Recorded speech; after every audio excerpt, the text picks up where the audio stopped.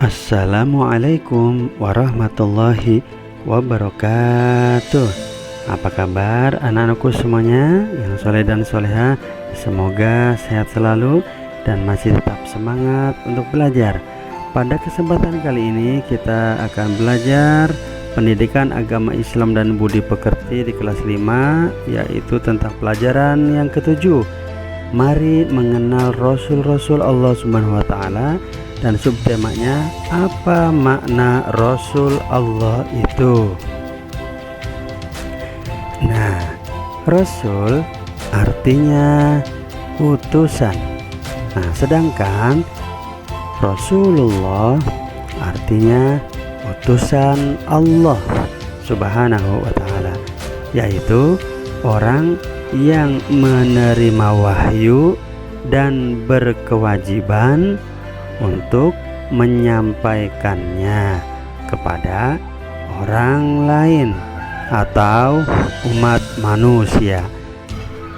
Jadi Rasul itu adalah manusia biasa ya, seperti kita, butuh makan, butuh minum, butuh tidur. Yang membedakan, mereka diberikan wahyu, diberikan kitab oleh Allah untuk disampaikan kepada umat manusia. Nah, seperti itu ya.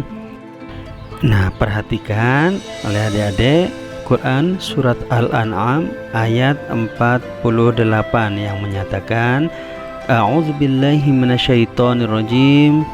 Bismillahirrahmanirrahim. Wa ma nursilul mursalina illa mubashshirina wa munzirin. Dan tidak kami mengutus para rasul melainkan untuk memberi kabar gembira dan peringatan. Nah, kabar gembira itu seperti apa, Adik-adik? Nah, ternyata kabar gembira itu ada beberapa hal yang perlu adik-adik ketahui. Yang pertama, mengenai janji Allah terhadap orang yang beriman dan bertakwa.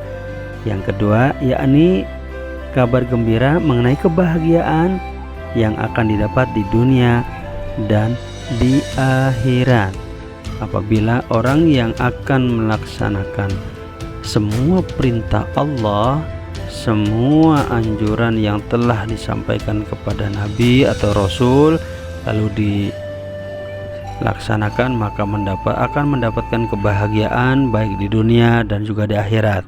Yang kedua, mengenai peringatan, yakni ancaman terhadap orang yang durhaka dan ingkar kepada Allah Subhanahu wa Ta'ala.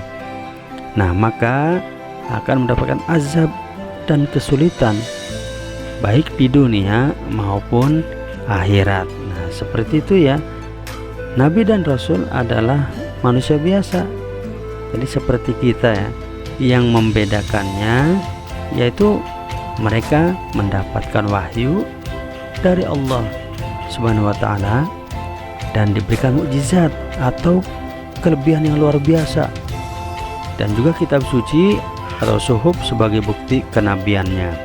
Nah, seperti Nabi Sulaiman dapat menguasai angin dan bisa berbicara dengan hewan ya. Dan suhuf itu apa? Yaitu wahyu Allah Subhanahu wa Ta'ala yang disampaikan kepada para rasul, tetapi masih berupa lembaran-lembaran yang terpisah. Isi suhuf itu cenderung sangat sederhana. Kitab adalah wahyu Allah yang disampaikan kepada para rasul yang sudah berbentuk buku ataupun kitab. Nah, kitab tidak semuanya diturunkan secara langsung seperti Al-Quran, diturunkan secara berangsur-angsur, tidak sekaligus ya. Nah, lalu Nabi juga diberikan mukjizat oleh Allah Subhanahu wa Ta'ala, yakni suatu kelebihan yang luar biasa untuk membuktikan bahwa dia adalah sebagai Rasul atau utusan Allah. Seperti Nabi Musa ketika membelah lautan saat dikejar oleh Fir'aun. Nah, ketika Nabi Musa melintasi belahan laut tersebut, lalu Fir'aun mengikutinya. Namun ketika laut sudah menutup, Fir'aun masih berada di lautan sehingga tenggelam. Nah, saat itulah Fir'aun menyatakan bahwa dirinya beriman kepada Allah. Tapi apalah daya, saat itu Allah tidak menerima pengakuannya atau keimanannya atau taubatnya, sehingga Fir'aun beserta bala tentaranya ditenggelamkan oleh Allah Subhanahu wa ta'ala. Nah, alhamdulillah pembelajaran kita sudah selesai. Semoga Allah memberikan kita hidayah sehingga kita lebih mencintai Nabi dan Rasul. Baik, sampai di sini saja Bapak akhiri. Assalamualaikum warahmatullahi wabarakatuh.